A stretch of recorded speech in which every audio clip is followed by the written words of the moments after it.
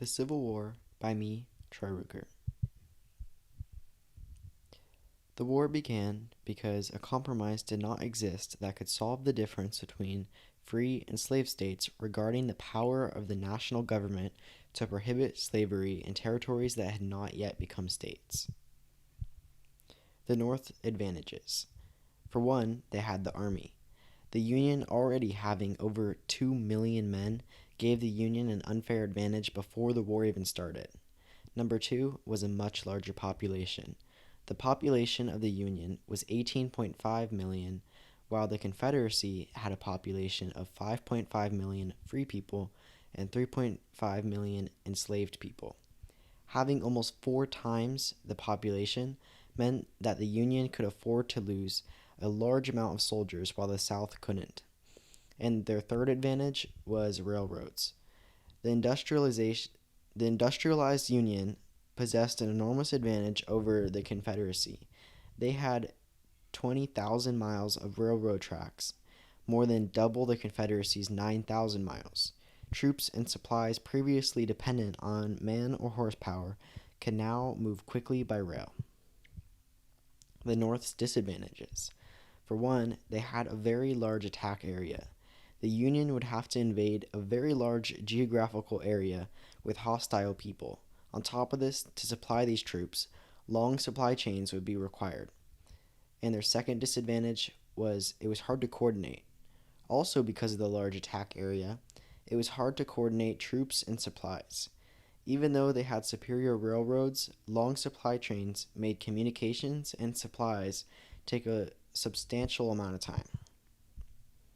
Then there was the South advantages. For one, they had better battlefield leadership. The Confederacy had a superior leadership on the battlefield. Generals such as Robert E. Lee, Stonewall Jackson, and J.E.B. Stuart were well-trained, skilled generals contrasting to the ineffective generals of the North. And their second advantage was they were fighting on their home turf. The primary advantage that the Confederacy or South held in the war was that it was fighting a defensive war. For the Union to win the war, they had to invade, conquer, and pacify hostile territory. For the South to win the war, all they had to do was defend their own territory from invasion and occupation. Then there was the South's disadvantages. For one, they had a lack of government. The USA was already founded, so the Union already had a stable, respected government. On the other hand, the South started with nothing.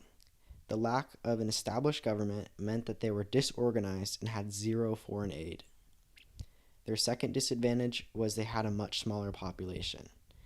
Having almost 1/4 the population meant that they couldn't afford to lose a large amount of soldiers while the Union could. And their third disadvantage was they had no navy. Without a navy to retaliate, the Union could use its navy to cut off trade from the South, leaving them with zero income to pay for the war. And that is exactly what happened, the Anaconda Plan.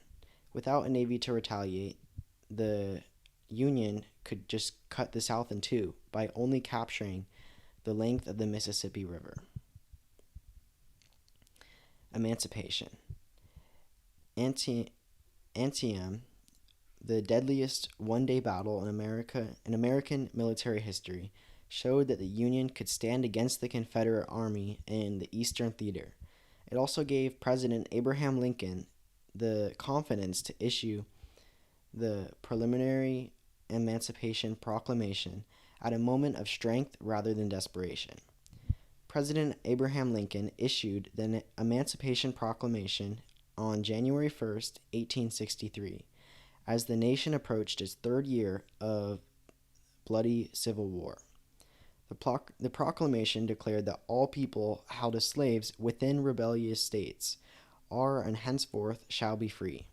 Lincoln made the Emancipation Proclamation only apply to rebellious states because, although Lincoln personally abhorred slavery, he felt confined by his constitutional authority as president to challenge slavery only in the context of necessary war measures. He also worried about the reactions of those in the loyal border states where slavery was still legal. So, what are those border states? Well, border states are slave states that did not secede from the Union. They were Delaware, Maryland, Kentucky, and Missouri, and after 1863, the new state of West Virginia. So, their importance. The border states were vital to the success of the Union. They contained significant deposits of mineral resources and were major agricultural areas producing both livestock and grain.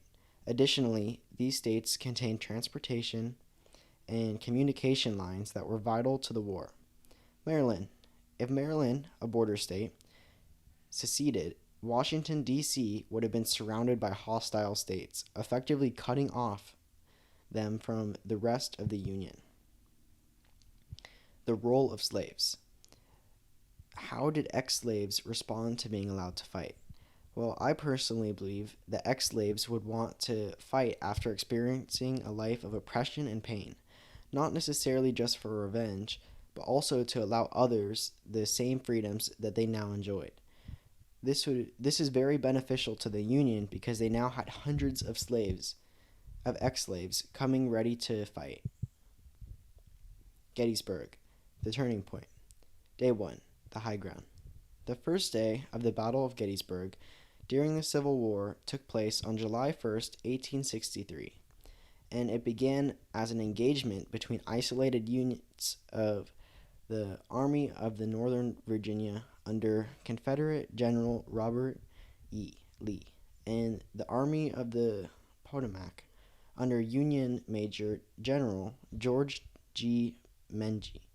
It soon escalated into a major battle which culminated in the outnumbered and defeated Union forces retreating to the high ground south of Gettysburg, Pennsylvania. Day 2. Little Round Top. The Union took on the fishhook appearance while the Confederacy attacked both sides. At Little Round Top, a desperate fight came down to just a handful of men. The winner would take command of high ground and own the battlefield. The Union won this fight. Day 3. Pickett's Charge.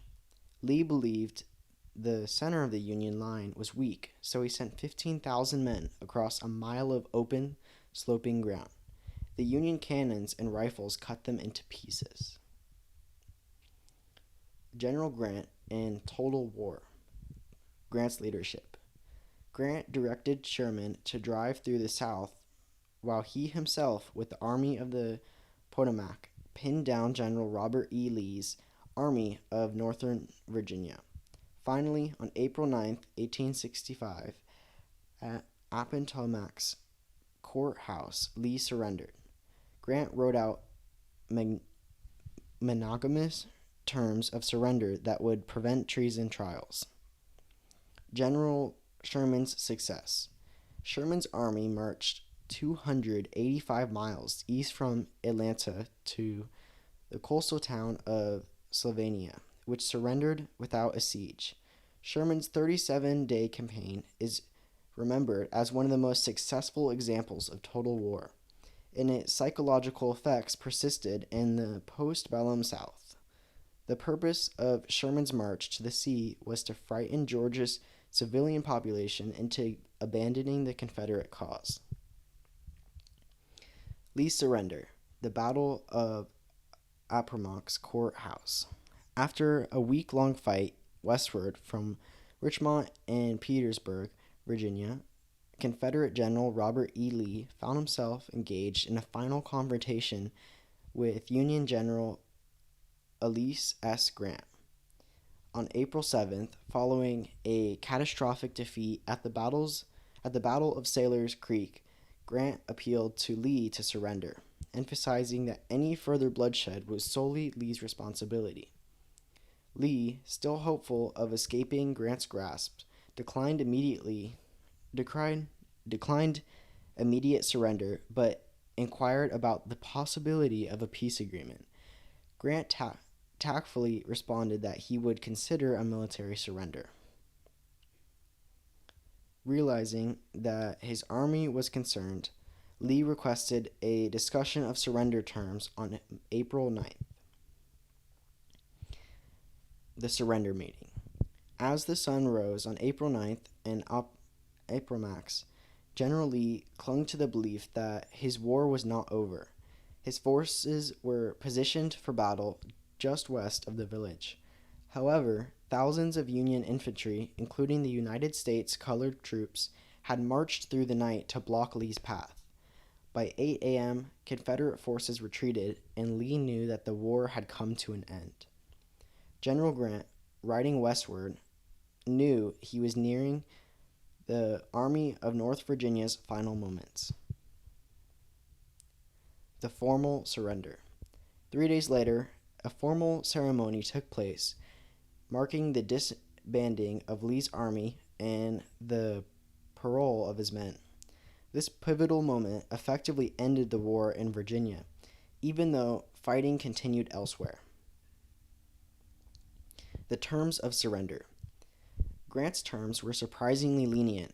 He stipulated that Confederate soldiers would be paroled after surrendering their weapons and other military property. If those surrendered soldiers did not take up arms again, the United States government would not prosecute them. Additionally, Confederate officers were allowed to keep their horses and sidearms. So why was Grant so generous? Well, Grant's approach was guided by a desire for healing rather than vengeance. He recognized that war had taken a heavy toll on the nation, and a harsh punishment would only prolong suffering. Lincoln's assassination. Held grudges. As the war drew to a close with the fall of Richmond on April 3, 1865, and Lee's surrender at Appomattox on April 9th, there were Southern sympathizers who believed that the Confederacy could be restored.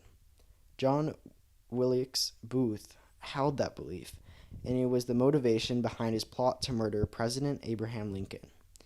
The impact on the post-war Reconstruction. Lincoln's assassination fueled bitterness and resentment. Many Northerners saw it as an act of Confederate defiance, further polarizing the nation. Also, Lincoln's absence altered the trajectory of Reconstruction. Had he lived, his pragmatic approach might have resulted in a smoother transition. Instead, the post-war years witnessed turmoil, constitutional amends, and the struggle for civil rights, a legacy shaped by both Lincoln's vision and his tragic end. That's it. Thank you for listening.